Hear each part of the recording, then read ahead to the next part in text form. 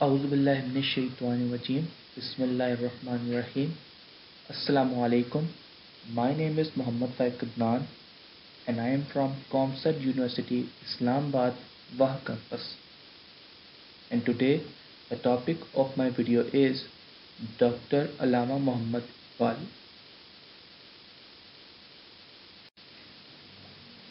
Dr. Allama Muhammad Iqbal was an South Asian Muslim writer, philosopher and politician, whose poetry in Urdu language is considered among the greatest of the 20th century, and whose vision of a cultural and political ideal for the Muslim of British rule India was to animate the impulse for Pakistan.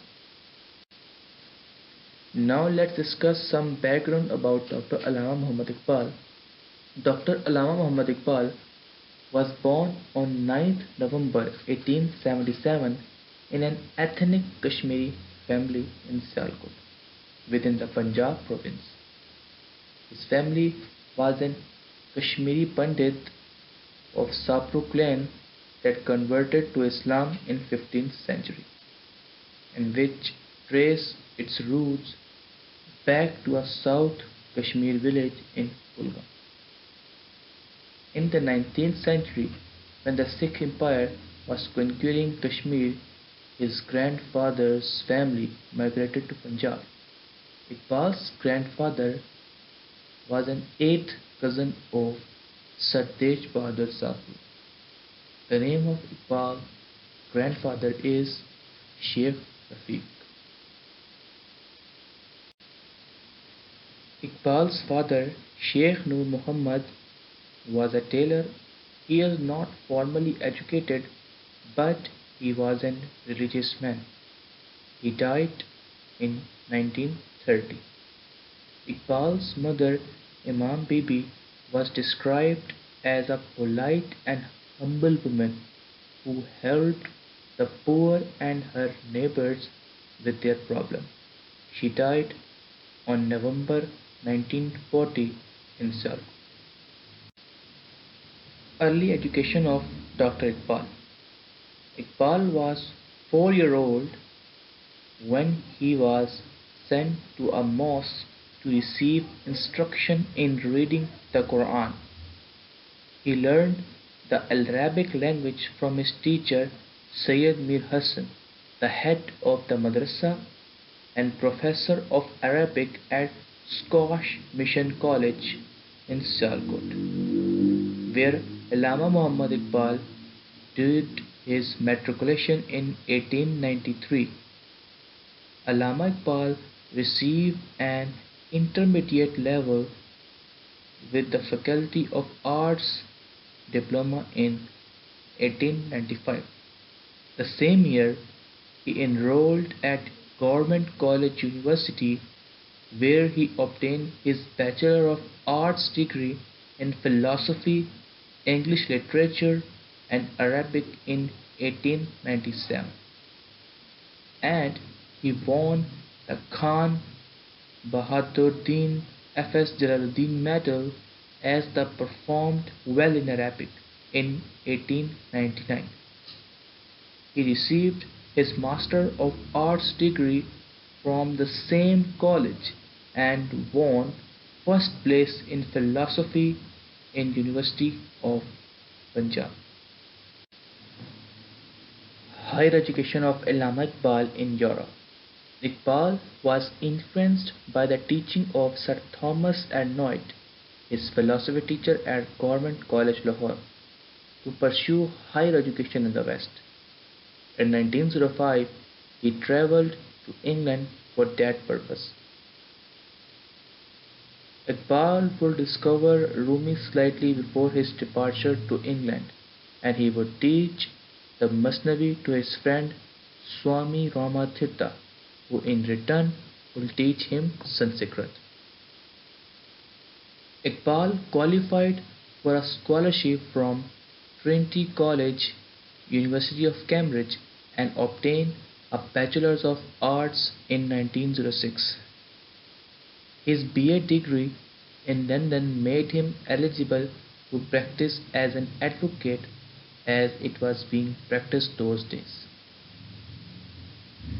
In 1907, Iqbal moved to Germany to pursue his doctoral study and earned a Doctor of Philosophy degree from the Ludwig Maximilian University of Munich in 1908. Working under the guidance of Friedrich Hummel, Iqbal's doctoral thesis was entitled "The Development of Metaphysics in Persia".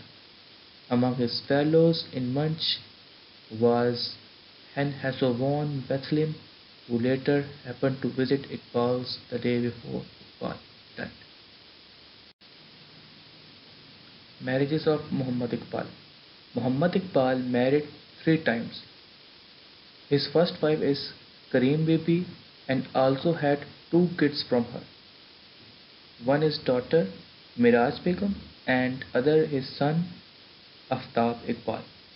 Iqbal and Kareem Bibi separated somewhere between 1910 and 1913. Despite this, he continued to financially support her till his death. The second wife of Allama Iqbal is Mukhtar Begum. He married with her in 1914. Allama Iqbal also had one son from her, but both mother and son died in 1924.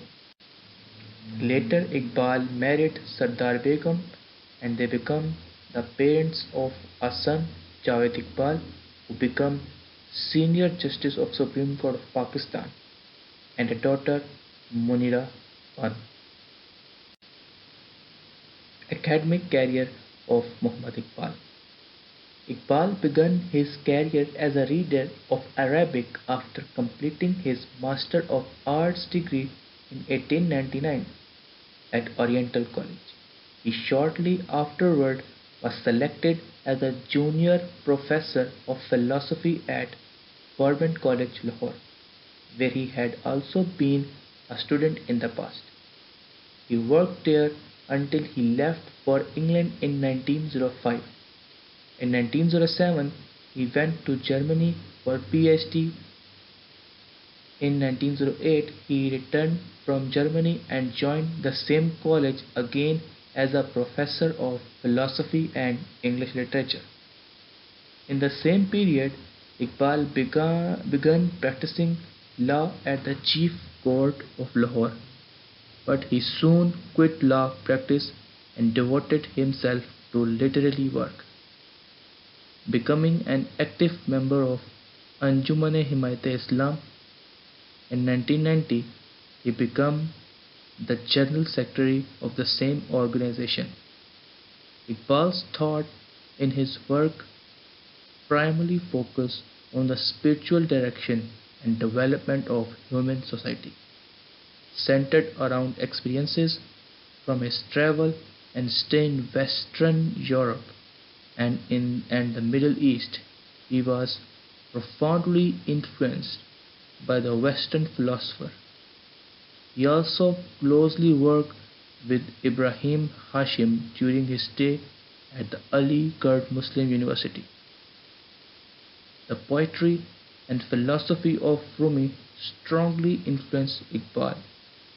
Deeply grounded in religion since childhood, Iqbal began concentrating intensely on the study of Islam. Now let's talk about Iqbal's legal career.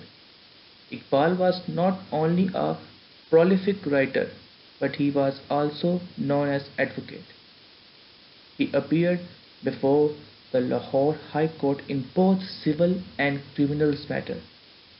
There are more than 100 reported judgments to his name. Now let's discuss about Iqbal. Now let's discuss about Iqbal's political career. Iqbal first became interested in national affairs in his youth. He received considerable recognition from the Punjabi elite after his return from England in 1908, and he was closely associated with Mian Muhammad Shafi, when the All Indian Muslim League was expanded to the provincial level and Shafi received a significant role in the structural organization of Punjab Muslim League.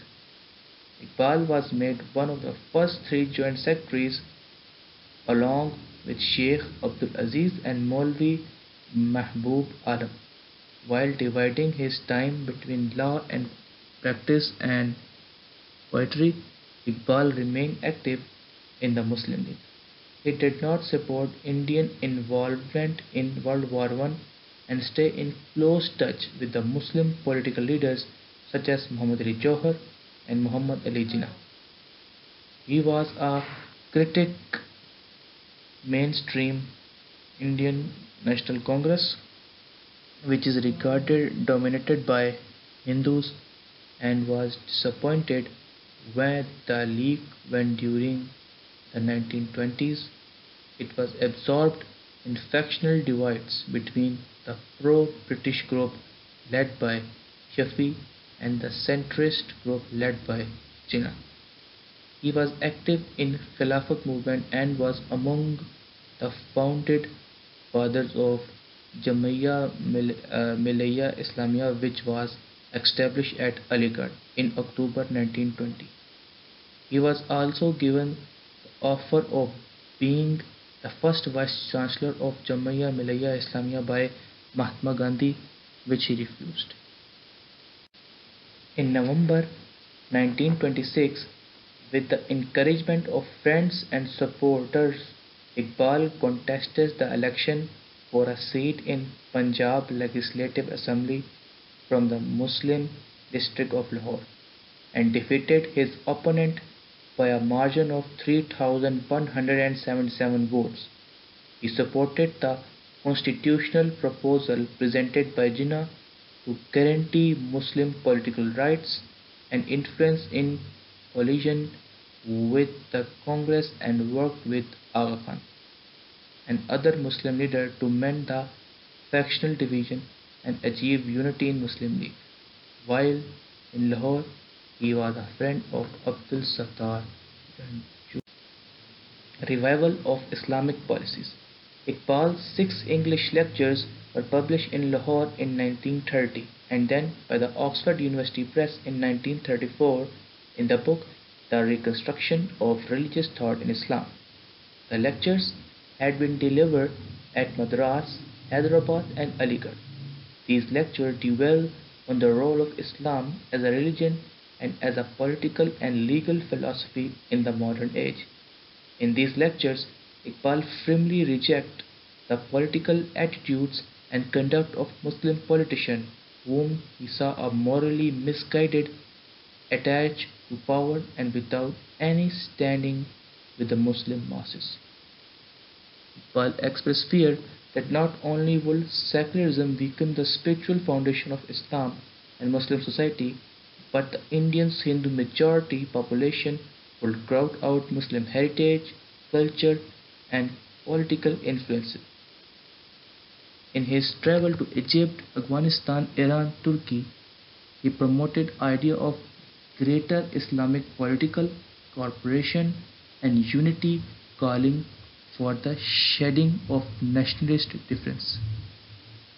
He also speculated on different political arrangement of guaranteed Muslim political power. In a dialogue with Dr. B.R. Ambedkar, Iqbal expressed his desire to see Indian provinces as autonomous units under the direct control of the British government with no central Indian government. He investigated autonomous Muslim region in India under a single Indian Union. He feared for Muslims who would suffer in many respects, especially actually concerning their existentially separated entity as Muslims. Allama Iqbal was elected president of Muslim League in 1930 at its session in Allahabad in the United Province as well as for the session in Lahore in 1932. His In his presidential address on 29 December 1930, he outlined a vision of an independent state for Muslim majority province in northwestern India.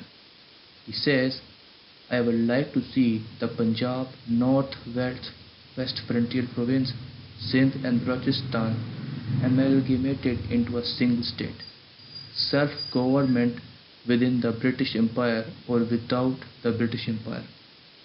The formation of a consolidated Northwest Indian Muslim state appears to me be the final destiny of the Muslims, at least of Northwest India. Patron of Islam. Iqbal was the first patron of Islam, a historical, political, religious, and cultural journal of the Muslim of British India. For a long time, Iqbal wanted a journal to propagate his ideas and the aim and objective of the All Indian Muslim League. In 1935, according to his instruction, Sayyid Nazir Niazi initiated the edited the journal, named after Iqbal's poem Islam. Niazi dedicated the first issue of the journal to Iqbal. The journal would play an important role in Pakistan movement.